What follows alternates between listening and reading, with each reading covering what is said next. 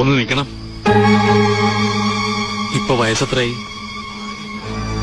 ഭാര്യയും 2 പെൺകുട്ടികളും, അനിയൻ, കല്യാണപ്രായത്തിരിക്കുന്ന അഞ്ചെത്തി, പിന്നെ അമ്മ, റിട്ടയറായ അച്ഛൻ. ഇത്രയൊക്കെ മതി ഒരു കുടുംബത്തിലെ മുതിർന്നയാൾക്ക് ഉത്തരവാദിത്ത ബോധം ഉണ്ടാവാൻ. വാർദ്ധക്യ കാലത്തേക്ക് ഉപകരിക്കാൻ വേണ്ടി കുറെ പണം മാറ്റിവെക്കണമെന്ന് നീ എന്ന് പറഞ്ഞില്ലേ? മാറ്റിവെച്ചു. അതിൽ നിന്ന് എടുത്തിട്ടാ ഇന്ന് കോടതി കൊണ്ട് പണം കിട്ടിയത്. ഇനി ഇതുപോലെ എടുത്തു തരാൻ എന്റെ ഒന്നുമില്ല. ഒന്നും മനഃപൂർവ്വമല്ലല്ലോ, ഒരു സുഹൃത്തിന് വേണ്ടി ഞാൻ... അറിയാം, സുഹൃത്തുക്കൾക്കും നാട്ടുകാർക്കും വേണ്ടി ഒന്നും ചെയ്യരുതെന്നല്ല. പക്ഷെ ഒന്നുണ്ട്, കുടുംബം.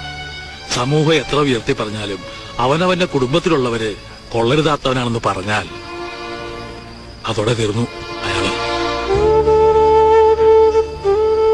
ഇത് ഒരച്ഛന്റെ ഉപദേശമായിട്ട് എടുക്കണ്ട, സുഹൃത്ത് പറഞ്ഞു വിചാരിച്ചാ മതി.